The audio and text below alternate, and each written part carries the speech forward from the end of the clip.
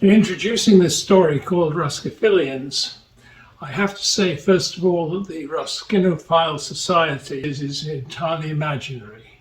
Its interests in human hairlessness are imaginary as well. They have no connection with the actual Ruskin society. Ruskiphilians. The rented office and meeting rooms of the Ruskinophile Society, which was founded in the early 1920s, are situated in London, England, close to John Ruskin's birthplace. John Ruskin was born in 1819 and died in 1900. He was the preeminent art critic of the Victorian era, and as Professor of Fine Art at Oxford University, he established the famed Ruskin School of Drawing. However, the Ruskinophile Society is one of those quirky organisations that are perhaps only to be found in Great Britain. Its interests are only tenuously associated with the art world.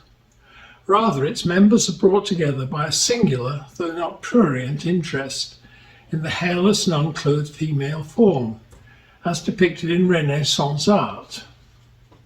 The connection with John Ruskin stems from the belief that at the time of his marriage in 1848, Ruskin's only experience of the unclothed female body derived from his professional acquaintance with Renaissance European sculpture and painting.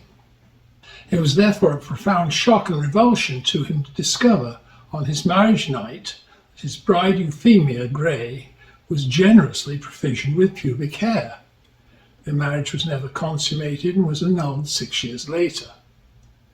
At this point, I must stress that the Ruskinophile Society is neither a sex club nor a pornographer's delight, even though its members have an interest in the nude and glabrous, that is, hairless, mature female form.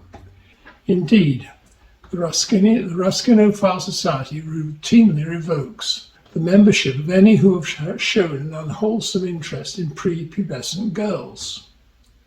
The Society meets monthly at its London headquarters, typically with a speaker on a topic that might be considered Ruskiphilian.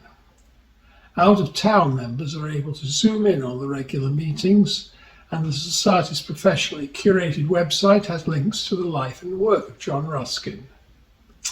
A drop-down menu labelled Interests provides entree to the Society's main subject areas, including art appreciation, research, and a matchmaking forum called Ruskiphilians. Ruskiphilians allows members of John Ruskin's predilection to seek out suitably hairless romantic partners. Like Ruskin himself, many Ruskiphilians experience such disgust at the sight or feel of pubic and underarm hair, they're unable to engage in sexual relations. The site explicitly eschews casual hookups in the style of Tinder or Ashley Madison, although in practice there is no way to police its use as a gateway to casual glabrous encounters. However, Ruskiphilians boast many examples of smooth-crotch couples, without showing explicit details, whose physicality has led to matrimony.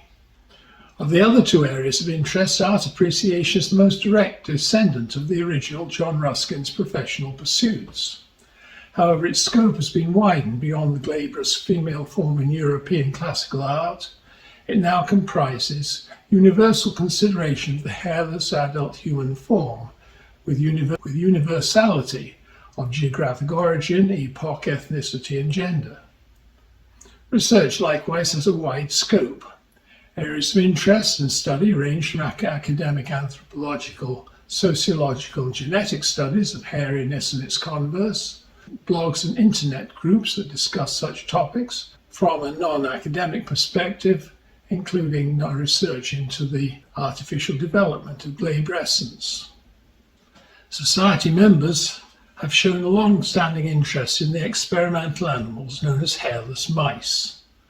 These were first reported scientifically in 1926. Commonly bred hairless mice have a natural mutation of a specific gene known as HR, meaning hairless recessive. Hairless mice are occasionally found in nature by chance as the progeny of HR carriers. The animals used in scientific studies are obtained by inbreeding. They're completely healthy except for a lack of tolerance to cold. Their lack of hair is known as a virulent form of alopecia, that's to say hair loss. At first their hair grows in normally, but then it falls out. Successive hair growth is increasingly scanty and temporary, and the mouse quickly becomes hairless. Members of the Ruskinophile Society, particularly those who are Ruskiphilians, have long wondered whether human analogues of HR mice might exist. Biologically, the human species is described as hairless. However, Ruskiphilians define hairless as a complete lack of the secondary sexual characteristics that develop at puberty, especially under the arms and in the genital area. In the late 20th century, several developments brought the goals of Ruskiphilians closer to mainstream society. Changes in fashion caused many women to find luxuriant pubic hair unglamorous. Indeed, Brazilian waxing leaves only a tiny hirsute landing strip. The explosion in internet pornography also played a role. Increasingly hardcore material showed a preference for close-up images of nude genitalia. The discovery in 1988 of a family with the human equivalent of the hairless mouse caused enormous excitement among society's members.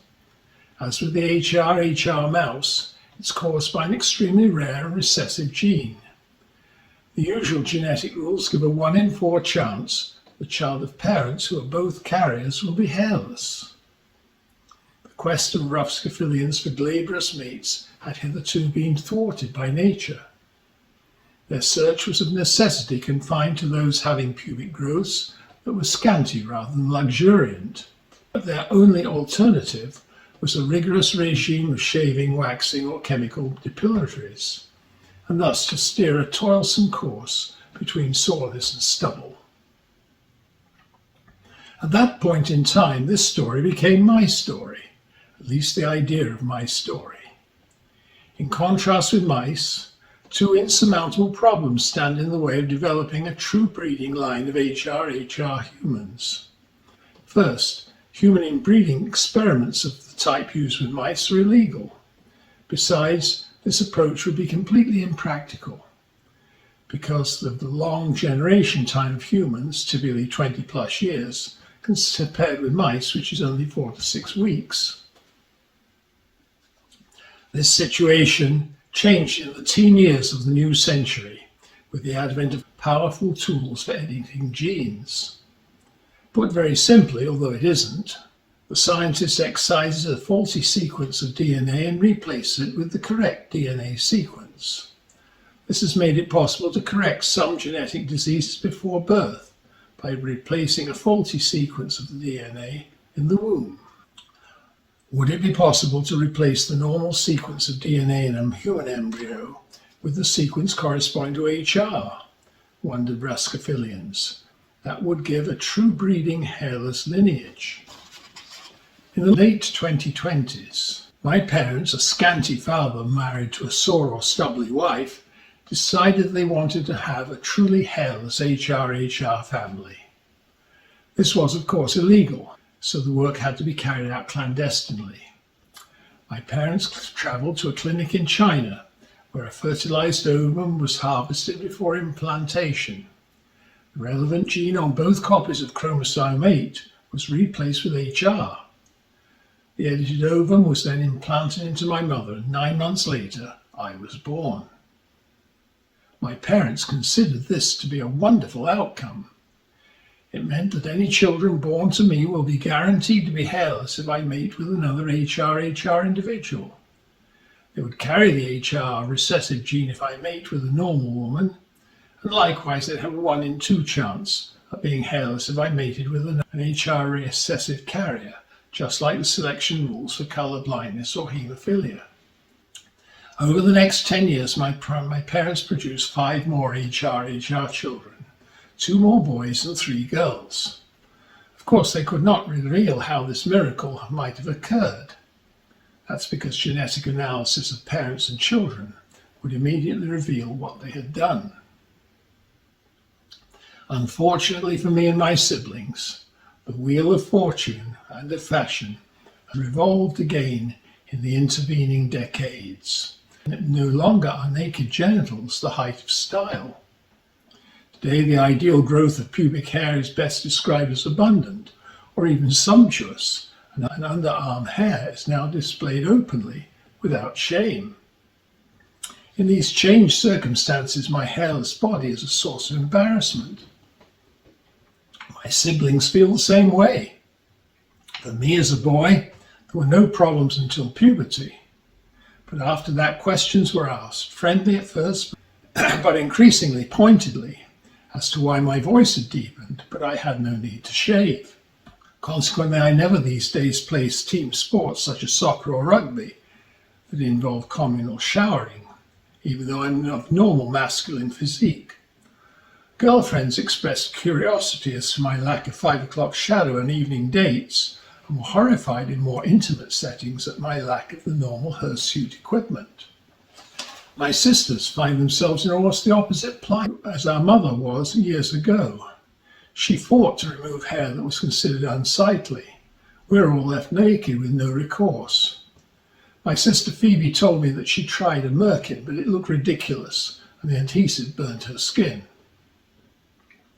I'm frankly sick to death of being humiliated because of my hairlessness every time I try an intimate encounter. I hate the Ruskiphilian society, its stupid fetish about pubic hair, and its Ruskiphilians.